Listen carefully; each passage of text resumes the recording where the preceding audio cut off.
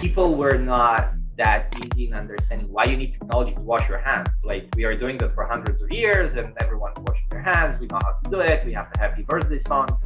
Someone really use it, some were not. But wait, hey guys, stop for a second. You're stretching. Let's develop flying cars and not smart hand washing devices. Welcome to our series entitled the IAM Podcast, a podcast about innovation, business, and most importantly, people.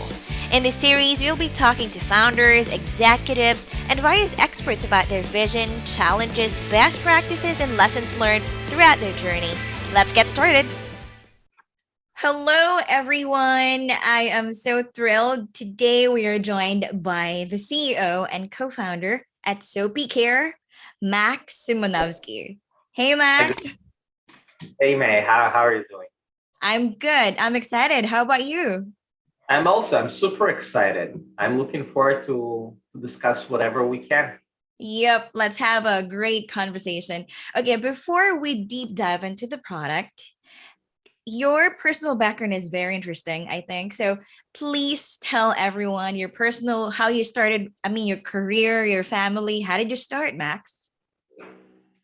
Wow. Never thought that I have an interesting background. I think pretty regular and simple. I'm coming from a family of, kind of crazy scientists in some way, from, PhD in physics, PhD in chemistry, higher education in legal stuff. It was not a simple childhood in some way, because everyone is expecting something from you. So I was always trying to in some way rebel and not follow the steps of my parents. Having me saying that, I somehow find myself after serving the military going into scientific medical science space in the education, finish that stuff, realize that I don't want to be an MD, I don't want to work in a hospital, but I do want to do some science and more in interaction with people, so kind of sales and business development. So what I have done after I finished my education was global business development on medical and high-end scientific equipment and technologies, deal with niche penetration. Then one day, my kid, he was 2.5 years old back then, approached me after a playground and told me that he thinks that washing hands is not important. So imagine yourself being with that kind of crazy background and medical science and understanding that it is important. I was like looking at my son with the face of what the hell happened today, kind of, somewhere on the border between being surprised and pissed off, not realizing why he had this conclusion. And when I asked him what happened, he told me, he didn't say, he was 2.5 years old back then, but he said, there is no water in the faucet. And because of that, he thinks that water is not important. So after discussing that with him, why he thinks water is not important, he also said that, washing hands is not important because water is not important. Taking a shower is not important because of the same thing. Drinking is not that important. He went into very post-apocalyptic conclusions of 2.5 years old kid. It was very fun discussion where we found out that it was an infrastructure repair on the street, and no one told us about that. So they closed the water for the entire neighborhood. So cutting this story short, I realized that we can teach and educate our kids and ourselves, even grown-up people, for a variety of good habits and good things that we need to do. And there is some sense and logic behind it. But if we don't have the infrastructure or the technology, the tools that really support that practice, it will end up in different individuals taking a decision of what is more important, what is less important. Okay. And what I learned over almost a year after that conversation, that in most cases, we will take a decision of doing something that is more convenient than something that is more important. And as a result, if you look at into that kind of conclusions, and we take that and extrapolate that into the healthcare and the medical science where I'm coming from, you will see a very similar behavior even in high professional teams and people that are dealing with, again, our personal health, their patient health, and they need to take those decisions under high pressure. Should I stop for a second and sanitize my hands? Or should I stop the bleeding in front of me? Or I just need to run to a different department? We are not always taking the decision based on logic and understanding. Sometimes we're taking that using system one and not system two. And system one is our gut feeling, our kind of in some way, logical computation of our brain. And that's where things are interesting, right? So that's also partially linked to my education, because that was my interest, how the brain works. So I realized that we need to have a technology that supports things, basic things. And I think that's how Soapy really started. Okay, you talked about, yes, washing hands is like basic, right? And if we feel our hands are dirty, we wash. So I am curious, okay, like how many times, I mean, if it's water, we have to drink 8 glasses of water. But if we have wash our hands, is there a standard? Like how many times should we wash our hands? Wow, that's a great question. I don't think you have a number of hand washing cycles that you need to do every day. Like, I can say you need to do like 12 times. Like you need to wash your hands 12 times a day. It's really more into what you are doing during the day. So if you're visiting a toilet for 10 times a day, you should wash your hands 10 times a day, right? If you're grabbing a snack or eating something another 10 times a day, it's better if you wash your hands before you eat something. The thing is that I'll say science and I'll try to be very accurate and not stretch it too much, but the science behind hand wash is more into understanding that no one is trying to create germophobes over here, because being a germaphobe and washing your hands 100 times a day, this is actually creating damage to your skin. It's dermatology problems. You'll find out that you'll be more exposed to a variety of different infections on your skin and body, etc. So that's not healthy as well. So I think what needed to be what we need to understand over here, that we have practices during the day that align with the risk of infection. Okay, and then it's a question how that risk is big. So if I'm right now going to consume food and I'm using my hands specifically, and I know that I'm using my hands for doing that, that means that whatever I have on my hands is getting into my body. And then it's a question what I have done before. So if I was in the subway, well, that means, and I touched everything on the subway, that means that whatever I touch on the subway is getting into my body right now. If I was working in a meat processing facility, then whatever contamination or infection that might be on that meat, because it's a raw meat, might get into my body. If I went out of a toilet, even it's a fully sterile toilet and doing everything for myself, and I'm not touching anything, let's kind of, fifth element thing that you're like kind of sitting and not doing anything. You still have a risk of that environment to be contaminated, and that means that might be on your hands. So it's really a simple decision. Are you putting yourself at risk right now or not? But not everything around you is putting you at risk. It's just simple understanding. But when you're talking about healthcare, as an example, or highly dense facilities where you have a lot of people, now you're talking about not the risk for yourself, but you're also speaking about everyone around you and how you risk them or how they risk you. So if I'm a physician or a surgeon or whoever in the healthcare system, a nurse, or just even a staff working, I'm entering a highly sterile department, right, for immunodepressed people, for hemato-oncology patients, or newborns. So all of those kind of population or people that have less immune system that can protect them, that means that I risk them more than I risk myself, because they have less protection from the environment, right? So that's the question.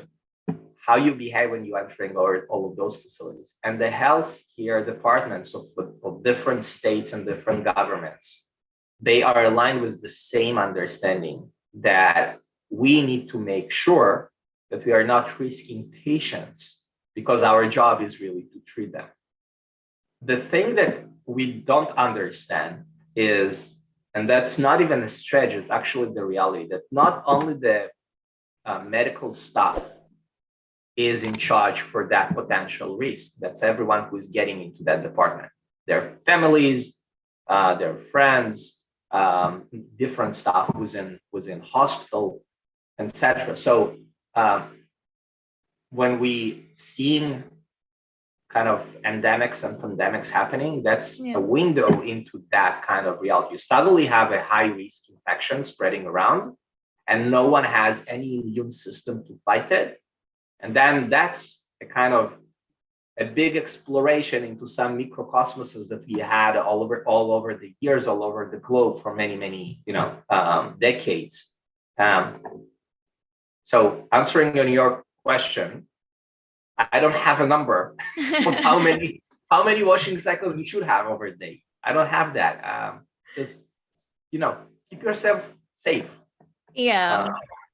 But yeah, you mentioned the things that, when we do it, we should wash after, right?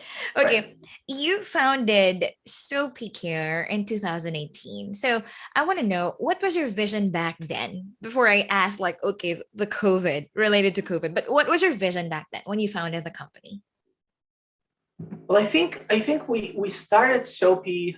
Wow, that's actually interesting, because we started Soapy targeting emerging markets back then in 2018. The ideation started even before that. We started thinking about it in 2017.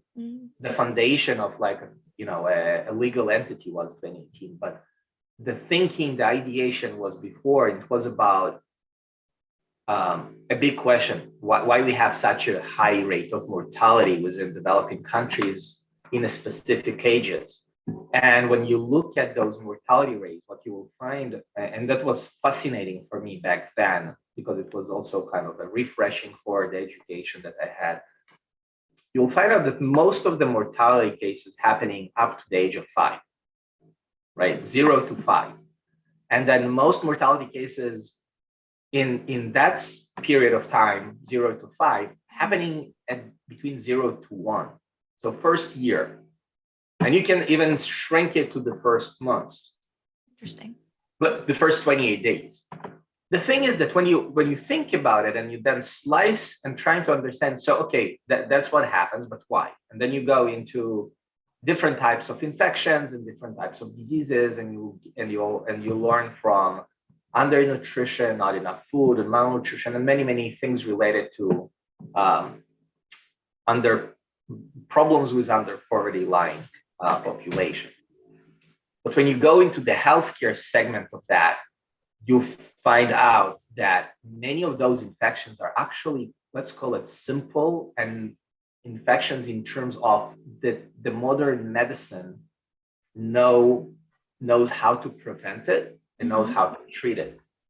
And one of the things that was repeating again and again in all of the publications and all of the articles that we went through was that hand hygiene was one of those main reasons, or one of main tools to prevent those infections. I'm talking about more than 50% of those infections were related in some way to hand hygiene. But then the other interesting conclusion was, but wait a second, we are talking about kids between 0 and 5, 0 and 1, and 0 and 1 months. Well, 0 and 5, you can somehow understand, because kids at the age of 3, 4, 5, they're theoretically already capable of washing their hands. But what's going on with infants between 0 and 1? They can't wash their hands. They are relying on their mother. How is that linked to hand hygiene? That's crazy, right? And then same thing about the first months of living. And you see a very high and straightforward correlation between their mother's hand hygiene and the way they feed their kids or prepare food for their kids, and the mortality and the infection rate of those kids up to the age of 5. You see the same correlation between the family and mainly mother hand hygiene when you're talking about the mortality cases between day one and first year of their life. So what happening over here that the mortality of children is highly linked to the hand hygiene of their parents, mainly their mothers, right? And we were fascinated by that, myself and my partner, and we thought that, well, how we can actually address hand hygiene in developing countries when you don't have budgets for that, you don't have education tools, you don't have water access, you have problems with supply channels for delivering soap. But the main problem was actually water supply. And what we thought that there is no evidence or no information what is the real volume you need for practicing proper hand hygiene. You have temperature, you have soap, you have what kind of gestures, no evidence for water volume.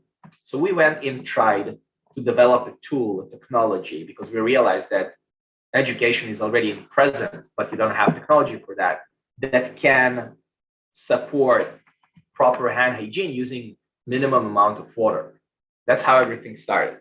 So when we developed the technology from here to there, because myself coming from tech kind of space as well with medical science, it's always tech is involved, and my partner is coming from technological background, we realized that, well, wait a second, if we're already developing technology, let's make it fun and smart. Let's gamify the process. Let's make kids learning through game and not by someone teaching them again and again. And same thing about their mothers and kind of helping them or pushing them into experience fun from a boring practice, right? And hygiene is boring in some way.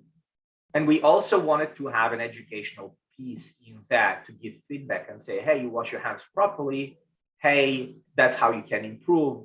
Or wait a second, that was a fail wash. You still have very dirty hands. Stop, don't do anything before you finish, washing your hands properly. So using those bricks as our basics, we developed what you see on the background right now, on my background, is a smart IoT device that can stand pretty much anywhere, and we have those standing in rural India and in rural African countries like Nigeria and Angola and South Africa. In schools where you don't have anything, we try to make that as off-grid as possible. It's not that simple, but it's pretty much where it is right now. It's using 95% less water, so we solved that problem. You don't need to touch anything. It uses 90% less soap. So we solved the problem with soap channels delivery because we're using the minimum amount of soap that is really needed to have a proper hand hygiene, because we know the volumes and the mixture between water and soap and time. And you have the monitor that really tells kids and their parents, that's how you need to wash your hands. That's how you really wash your hands. And this is how you can improve it. Nice. You mentioned about gamifying, and you mentioned about the vision. And I have never washed my hand ever before than this time, COVID times. And before we were educated, just saying happy birthday twice while washing your hands. Right. 20 seconds. Right. 20 seconds. Okay. Yes. Like 2 times happy birthday song. Okay. So what is the impact? How did it impact your business? How did it impact Soapy Care? COVID. Well, then I'll probably go and link again to the vision. The vision was, in few words, is to really try and break the infection cycle in some way, or morbidity cycle, to prevent. It was really about preventing things. And we had deployed units in end of 2018 and 2019. We already had like paying users and in a variety of countries, not only in India and emerging markets like Nigeria and Angola and South Africa. We had those in Israel, and we had those already in healthcare facilities and nursing homes. Then COVID happened, and suddenly everyone was around talking about, we need technology for something, right? We need technology. Because until that moment, it kind of eliminated a lot of those conversations for us because suddenly everyone was looking for technology. It created some challenges because everyone wanted that technology be available everywhere immediately, like yesterday. We were lucky to have some availability of our devices, so we deployed many of them in a variety of facilities in Israel, in the States. We have a couple of projects in Europe. We have in Europe, I'm talking about Italy. But we tweaked the entire concept of how we do business because it was very hard and we struggled a lot to do the good things that we wanted to do in developing countries because again, it's going down to the business model, who can pay for it. We are not a philanthropic organization, we are for profit. But when COVID happened, it helped us to structure a new type of concept. And it's not a new concept in the business reality, it was a new concept for us. And we decided that for every 10 units that we sell, we'll give 1 unit free of charge. The thing is that we found out, and we were surprised, that's where why it's new concept for us, is that many of the customers that we had were very excited in being part of that mission, because suddenly they had a new channel that no one thought about to do the good things that they also wanted to have and the impact that they wanted to have in the world. And suddenly everything was aligned. So for every 10 units we sell, we give 1 unit free of charge. So for every 10 units that we sell, we have roughly 500 kids that can benefit from best hand hygiene in their schools and use that for education of themselves, of their parents, etc. And then another thing happened with COVID. In many of those countries, in developing emerging countries, emerging markets, those schools were closed because you can't have education when you have the pandemic going around. And they were converted into local healthcare centers. So suddenly our units were used to prevent and help preventing COVID. So the medical staff in those countries suddenly started to use our technology to make sure that they are not spreading infection within the patients. Nice. And we started to receive amazing reports, not only from hospitals like where we worked in Israel and Italy and the States, but we suddenly started to receive similar feedbacks and reports from emerging markets. And then we realized that the reality is much smaller than we think, and everything is the same, just with different flags in different countries, but the needs are the same, feedbacks are the same, and technology can deliver same value in all of those different geographies. For me, it's a big learning. People are people. It's not a question where they are. It's not about their colors. It's not about their ethnicity. We are the same people everywhere. We have the same challenges. So for me, this was such a great feeling to understand that one technology can bring change and benefit to everyone. So when we talk back about the vision and breaking morbidity cycle and preventing infection, that's what it is. It's everywhere. Yes. Oh, that's amazing. I mean, before COVID, this is available. I mean, people are using this machine, and you started in India. Is that right? Is that where you first? Okay. That's the first customers we had in India. That's right. Please talk to us about that. That's a developing country. You mentioned a while ago, okay, maybe they cannot afford it, or talk to us about that. Well, I think I was in some way a bit young in my perspectives and understanding things, but the mission back then, mission today, the vision of the company is the same one.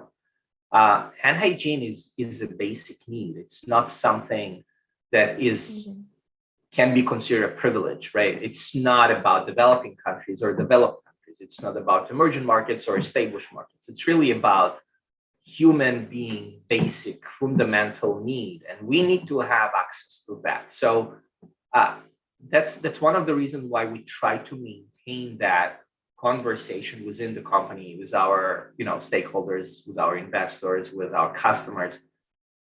We can't really take a decision if we're working only there or only here. We want to do the good that we have. That's why we have this. But back then, for me, the best, I think the brightest memory that I have from India was from the first project that we had, when it was an MVP, an idea that was kind of showing the first signs for it might be real. We had several kids over there that the way they looked at what we are doing changed a lot in what we are today and build what we are today in some way. One of them was a boy that after the first, I think the first, maybe the second day of deployment of the unit, approached me after the school and asked me if he can bring his father to wash hands over there. And I was like, I'm not the one to decide over here. Like, why, how can I tell you yes or no? But yeah, of course you can, but like you have a schoolmaster. Anyway, it's ended up that kid kind of ran away from the school and brought his father, and his father was a bit pissed off him getting to the school in the middle of the day when he needed to work. But he made his father washing his hands with our devices. And then his father went back home, but we had a conversation a couple of days after that, what the story was, what happened. And so they had a mortality case in their family related to hand hygiene, one of his sisters. And he was already aware of himself, and he realized what it is. And he wanted his father and his mother to understand what hand hygiene is good. And it was linked to a behavior of that kid, of the father for that kid, because every night that his father was coming back home from the fields where he was working, he was coming to this boy, and he was kind of saying good night and touching his face of the boy's face as kind of doing like, a very, very intimate kind of ritual. And the kid remembering the smell of his father's hands coming right after work, and that smell was never that pleasant, but he really liked the behavior. So to cut the story short, that kid and that father created a ritual that every time he's going back home, he's washing his hands first and then going to say goodnight to the boy. So it was an amazing small impact of technology on the entire family happening right in front of my eyes. And then we learned over the years that those small changes are what we are trying to do. And one of them was actually coming from India this year, this educational year. We received a report in November that in schools where we have Soapy units placed, we have 10% increase of children attendancy, and 10% is crazy. It's an unbelievable increase. We are talking about thousands of kids that are staying in the school more than kids in schools in the same districts where you don't have our technology in. And the correlation is straightforward. Hand hygiene that is fun and gamified make kids feel more important in that school, and that the school is more important, and that the education is more important, on top of preventing infection within that school and preventing illness days and that absence from school and education.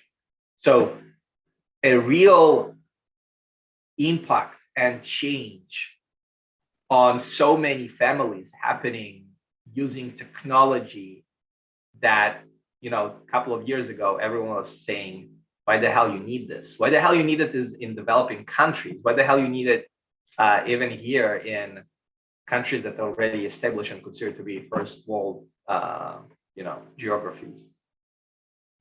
Yeah, wow. Who would imagine? I mean, who would think that this machine can really reshape habits, or lives can change lives, right? And okay, you spoke about gamifying. I mean, we cannot, for people who have never heard, or how do you gamify the washing of the hands? Well, I think it's like everything. It's like every game. You try to make it fun, you give feedback, you show things. Like right now, when you're washing your hands, what you do is you go to a faucet, you open the water. Hopefully, it will be the right warm water for you. If not, you're playing with cold, warm, cold, that until you get to the right point.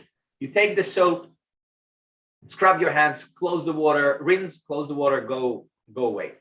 what we do is we use the monitor that you can see at the background. And on that monitor, we show a lot of different visuals, starting with, hey, now it's soap and water. Now you need to scrub your hands. That's the way you scrub your hands. And you have kind of very cool visuals over there. Then in the middle of that, we show you a message. Like in schools, we do, hey, success is many small steps that you do properly until you get to success. Or remember to do your homework that will help you with the exam. Or it's great to see you today. It's a wonderful day. You make this day better. So there is a lot of small psychological kind of opportunities to make the reality brighter in some way, because you have 20 seconds right now, you're standing and doing something, let's talk. And that's the communication that we are creating. On top of that, whatever I do, and usually that's part of the human nature, I want to know if I did it properly or not. I'm not looking into like failing or success on everything that I do, but I do want to know if that was good or not, right? To learn something. So part of what we are doing is we're showing on our monitor kind of a very fun chart of saying, hey, great job. You washed like 70% of the microbes from your hands. And this is why that 70%. You use water, you use soap, you did your gestures like 5 out of 8, 8 out of 8, 6 out of 8, whatever the number is. And what it makes, it creates a small learning process. And that small learning process is aligned with a positive feedback. So the moment you have that positive feedback aligned over there, and it's fun, and you have some humor in it, that's a game. And that's a learning game. That's very fun. Like, okay, today I got 8 over 10. Okay, tomorrow if I wash, or later when I wash my hands, I want to be 10 over 10 or perfectly wash my hands. Yeah. And even we take that into kind of creating small competitions between classrooms, between employees, between schools, and then what school had the best rates for hand hygiene, right? What class was the best in the school? What department in the hospital was the most hygienic department? So the thing is that when you have those kind of technologies and you can use them not as a big brother watching you, but more into how you can create supporting environment for something that is boring and not interesting, and everyone used to do it. And it was fun when we were 3, but it's not fun anymore because I'm 30 something or 40 something. I don't care about it. Just let me wash my hands and continue my life. The moment you tweak it around, you find out that people really enjoy it. And we see a lot of, even in exhibitions where we present our units and we don't have any trainings and just place several units, you suddenly see people competing. I got 98%. Let's see how you do. I got 74. Let's see, I beat you. Okay, you owe me a coffee. People creating those games and competitions by themselves. So we just elevate that for them. Wow, sounds very fun.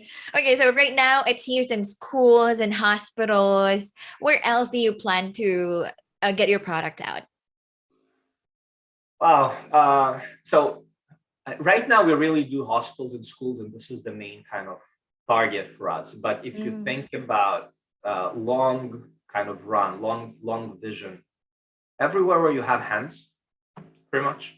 So as long as we will have hands and we are going to interact with our reality using hands, we will need to wash them from time to time, right? So until metaverse will not come and grab us into the, to the VR reality, and we will sit in those chairs, not doing anything with infusion, delivering food and drinks and all of that. Until we get there, and hopefully we will not really get there, but until we get there, we will need technology to wash hands properly. Amazing. So, and it will be everywhere. But again, right now it's healthcare and education. Okay, I like that. As long as there are hands, and you said washing hands is not a privilege. It's everybody's right. Nice. That's very nice. Okay, so I love this your answer when AL asked during our last conversation. What if they tell you, okay, we know how to wash our hands, we have our bathrooms, we have our sanitizers, alcohol. Why do we need Soapy? It's a question of what you're trying to achieve over here, in terms of what is the need. So if you think about, I just need some liquid to sanitize my hands, and I'm hoping that everyone around will just do it because I trust everyone, and that's enough. You're absolutely right. So you're kind of giving every one of us the decision: are we doing that? How we do it? If we do it, and I agree with that. So that's going back to the creating, not creating germaphobes, right? What we are trying to say with our technology is that we are not kind of challenging those sanitizers that were spread around. There still need to be there because there is a need for that. But when you're talking about educational efforts using technology, when you're talking about making things fun, and you want to do it every single time you wash or sanitize your hands, then you need to do something more than just spreading sanitizers around. If you need to have compliance, and you have compliance and regulation within healthcare and pharmaceutical and food and bev restaurants and all of those, they have regulation for hand hygiene, then spreading sanitizers or sinks, it's a stretch.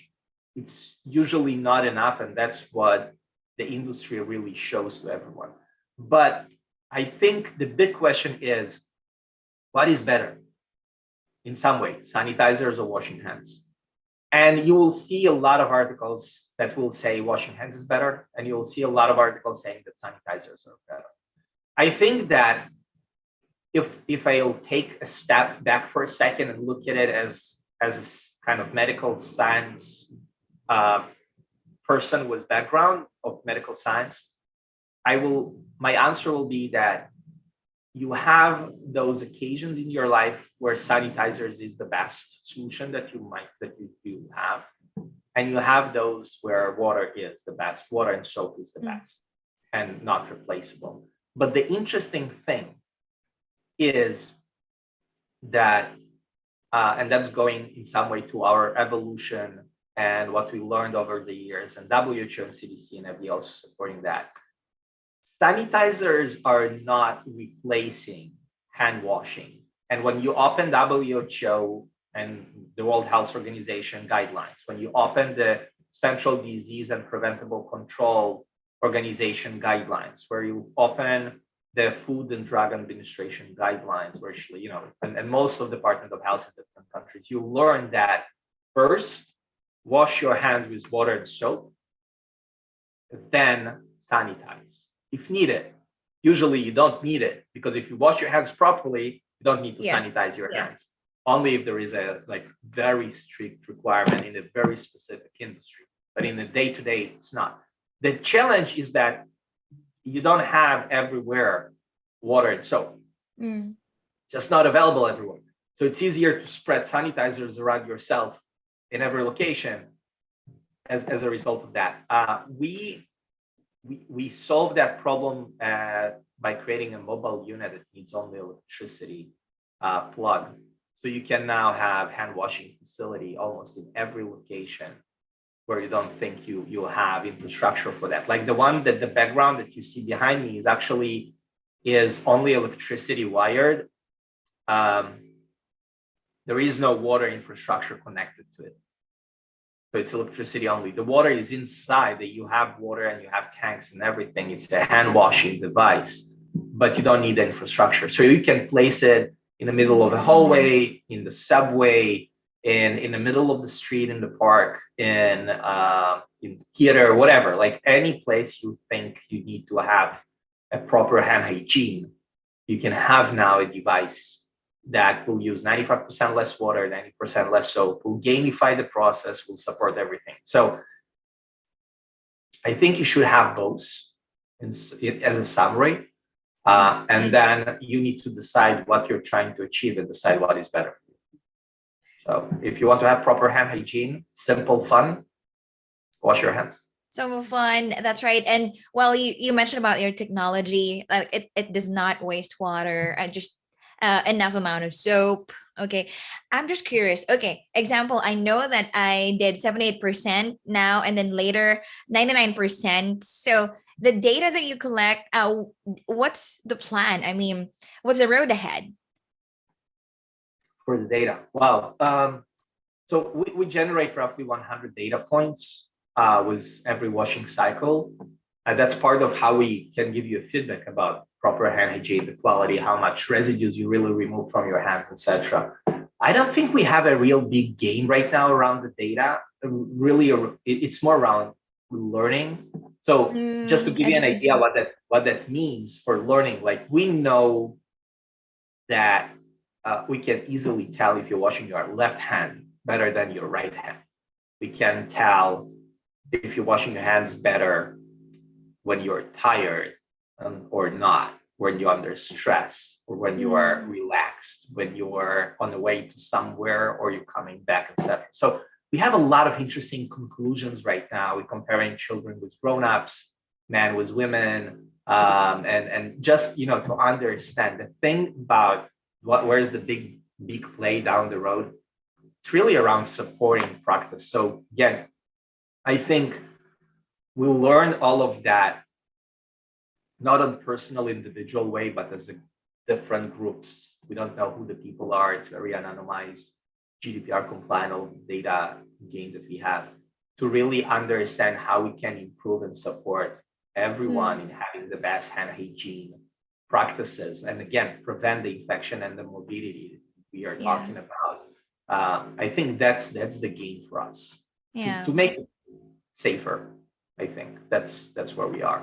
Yes, getting people more aware of the proper way of washing their hands and protecting lives. Okay, so you as an entrepreneur, how do you, it's not easy, the challenges, but what's the major challenge that you can say, like, okay, this is how I maneuvered this very complex situation? Well, it's a question of when you're asking me, it's kind of you have day-to-day challenges. I think, and it's not something new that I will tell. I think that it's a repeating answer from many other entrepreneurs and founders. The biggest challenge always is to have the right people around you. It's not simple. It's something that you create. It's a drive. You really work on that. I'm very happy to say that the team that we have, my colleagues, my teammates, they are probably the best team that I could wish for doing what we are doing right now. So fully driven, business oriented, with a big love for big impact and social impact, saving the environment, understanding that it is needed, but not being fully into being philanthropist, but really understanding the business side of it and following the mission. I think it's the hardest and the biggest challenge is to have the right team around you. And as a CEO and a founder, I think the other big challenge for me, and again, I think it's not going to be a new thing, is to really prove that I'm the right person for them as well. To make them believe that the vision that we are working for is the right vision, to be the right leader, to be the right. I don't know. I don't like the word manager because we're trying not to use just management. But I think it's hard to maintain that North Star for everyone every day, because you have those routine days and periods that suddenly you need to do only, kind of slicing like machines, but you can't really forget the star that leads the entire company. So I think those are the two biggest challenges that we have. On the business side, I think we solved many of what we had till now. We're definitely going to have more challenges in the coming days, but we reduced prices, we make it more convenient to customers. We have delivery. We never had delivery channels problems, even during COVID. If you order your unit, you'll receive it instantly. It depends on geography, but it will be between 2 to 4 weeks. Drop shipping to almost everywhere around the globe. We work mainly in the States right now, but pretty much everywhere. So I think if I want to highlight challenges, I will highlight those two that I mentioned. I'm sorry not saying any new, but but I think there is a reason why that answer repeats from many entrepreneurs. That's hard, really hard. Yeah. I hear that all the time, like build the right team, find the right people who align with your mission. Yeah, Right. that's so yeah, well, to everyone who listens to this, if you want to connect with Max and order, it takes 2 to 4 weeks and you can use a machine. But what I admire about Soapy is the Soapy Give mission, right? So how do you feel about that? I mean, when you started, that was your mission, and I'm sure how many machines have you given to the world and the impact? How do you feel about that? I think Soapy Give, like we have 4 pillars, and Soapy Give is one of those 4. I think that's the soul of the company. So all of the other things is kind of, you have the skeleton, which is Soapy Tech. We have some, some muscles like Soapy Care, and we have some other things built under Soapy Save. But Soapy Give, that's the soul of the company. Whatever we are doing on a day-to-day practice, when we are doing sales, when we are doing marketing, where we're doing our customer service, all of that is then go down to Soapy Give, because the mission of where we started, if you remember, making hand hygiene available to everyone, everywhere. It's not a privilege, it's a basic human right. That's Soapy Give. And Soapy Give is, do we have support from external partners that can give us grants or can be kind of philanthropic partners? We might have those. They might come and might go. Oops. The mission is still there, so we need to find a way to maintain that mission becoming not just a vision but becoming a reality. So Soapy Give is exactly that. It's, for me, it's what unites Soapy into being Soapy with all of those 4 pillars. I feel that without Soapy Give, all of that becomes just a day-to-day routine of delivering and solving a pain on specific markets, but not giving the change that is needed in where everything started, and promising a better future, a healthier reality for our kids and for their kids, etc. So that's Soapy Give for me. That's the soul.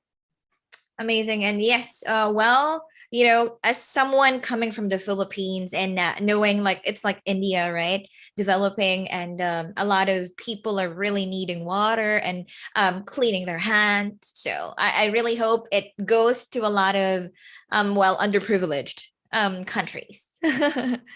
Yeah. Okay. So, okay.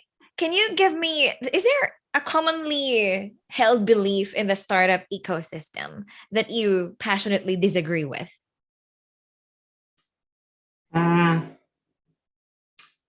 That explain me more that question. Like Okay, common belief in the startup ecosystem that I disagree with. But yeah,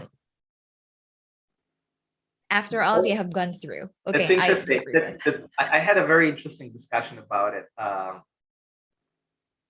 I think, and that's my own personal thing. It's not a disbelief. It's a kind of a perspective of the entrepreneurs, and maybe it's a kind of a romantic perspective, but I think that the entrepreneurs, in some way, they are the tools of the venture. The venture is a vision, it's a dream, it's something unreal that the entrepreneurs want to make it real, right? And without the entrepreneurs, it will never become a reality. So in some way, if you think about it, we are the tools that vision, that kind of dream used to become real. I think it's not a disbelief, it's maybe a perspective in some way that we work for the dream to become true and not the dream working for us. It's a kind of a symbiosis in some way. So if we will not be highly dedicated 100%, maybe even 200% in making the dream a reality, it will never happen. Probably no one will make that dream a reality. So I think the disbelief is that it's something that you can do for some time, then drop it and do something else. In some way, that's a big, for me, I don't really understand that. If you have something that you want to do and you have a dream with the vision that you believe in, you need to make that vision come true. You can't do it for 3, 4, 5 years, send it away, drop it. You need to really fully be dedicated for it. And what should every CEO or co-founder stop doing for you? Like, wow. Not stop doing, maybe doing, I think taking decisions faster. taking decisions faster. faster. Not stretch and waste time on taking decisions. Collect all of the information you have, take a decision. If it's a wrong decision, at least you did not waste time. If it's a good decision, that again, you did not waste time, plus it was a good decision. But time is the only resource that we don't have as entrepreneurs people. So the more time we waste on those decisions, that the more damage we create. Okay. Yeah. So what should every CEO start doing?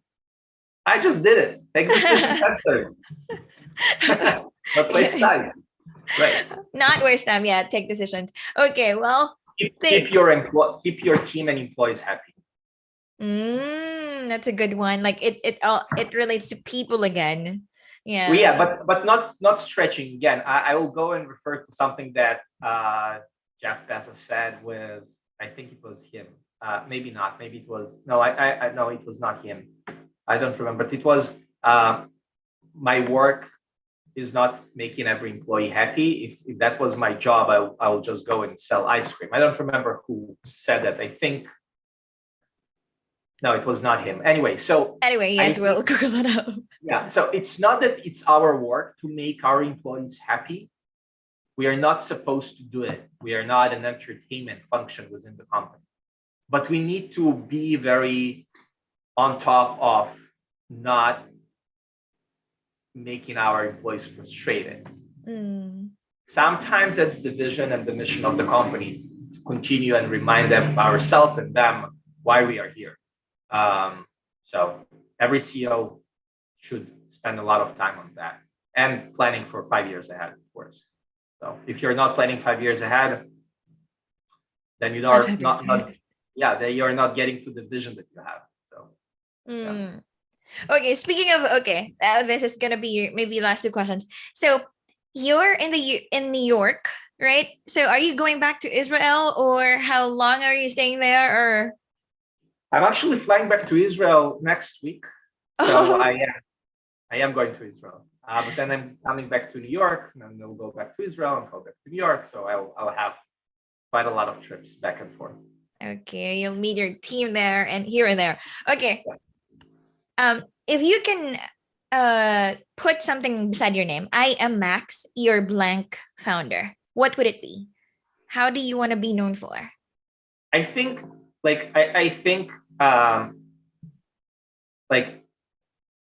probably, I don't know, executor or dreamer, something like that. Dreamer is not executing anything. So executor is a bit more of making things reality. So amazing. Thank you very much, Max, and all the best to Soapy Care. Thank you. Thank you very much. This podcast is powered by IAMOps.io. Optimize your cloud infrastructure and CI/CD process with IAMOps.io dedicated DevOps team. Check out www.iamops.io and get a DevOps team now. Make sure to check out www.iamops.io if you want to know more about us. Subscribe to our podcast so you can get notified every time we post a new video. Thank you, and you have a great day.